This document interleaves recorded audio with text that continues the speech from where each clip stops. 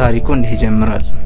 አንድ ሰው ሚስቱን ጅን መንፈስ ሰፍሮባታል ብሎ በመጠርጠር ቁርአን እንዲቀራባት ወደ አንድ ሼክ ዘንድ ይዟት ይሄዳል።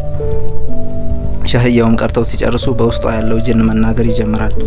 ለመውጣት ዝግጁ መሆኑንም ይገልጻል። ግን አንድ መስፈርት ወይም ቅድመ ሁኔታ አቀረበ። ሼኹም ያለምንም መስፈርት መውጣት አለብህ ብለውም ቢያሉት ጅኑ መጀመሪያ መስፈርቴን ስሙኝ አለ። ሸህያውም እሺ ምንድነው መስፈርትህ አሉት። ጅኑም ከእሷ ወጥቼ በባሏ ላይ ሰፍራለሁ አለ። ይህንንም የሰማው ባል በድንጋጤ ካለበት ዘሎ ተነሳ። ሸህያውም አይሆንም አሉ። ጅኑም ለምን በሱ ላይ መስፈር እንደምፈልግ ታውቃላችሁ ሲል ጠየቀ። ሸህያውም ለምን አሉት።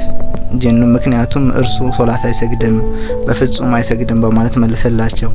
ሸህያውም ባልየውን ጠየቁ። ባልየው ግን እሰግዳለሁ በማለት አስተባበለ። በዚህን ጊዜ ሼኹ ለጅኑ እንዲህ አሉት፣ ስማ ከእሷ ውጣና ቤታቸው አቅራቢያ ቆይ፣ የማይሰግድ ከሆነ ግን ትገባበታለህ አሉት። ጅኑም ተስማማ። ከተወሰነ ጊዜ በኋላ ሚስትየው ለሸህያው ስልክ ደውላ አመሰገነቻቸው። ሸህያውም ስለ ባሏ ሁኔታ ጠየቋት። እሷም እንዲህ አለች፣ አሁንማ የመስጂዱን በር በጠዋት የሚከፍት እርሱ ነው፣ እያንዳንዱ የሶላት ወቅት ጠብቆ ይሰግዳል በማለት አመሰገነቻቸው። እውነታው ግን ሚስትየው ከሸህያው ጋር ተመካክራ ነበር እንጂ ምንም አይነት ጅን አልነበረባትም። ባሏን ለማሰገድ የነበራት ቁርጠኛ ዘዴ ነበር።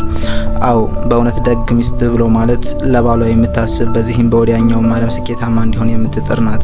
ለበጎ ዓላማ ብላ ባሏን በማስፈራራት ወደ ቀጥተኛው መንገድ መለሰች። ይህ ነው ፍቅር እስከ ጀነት ብሎ ማለት።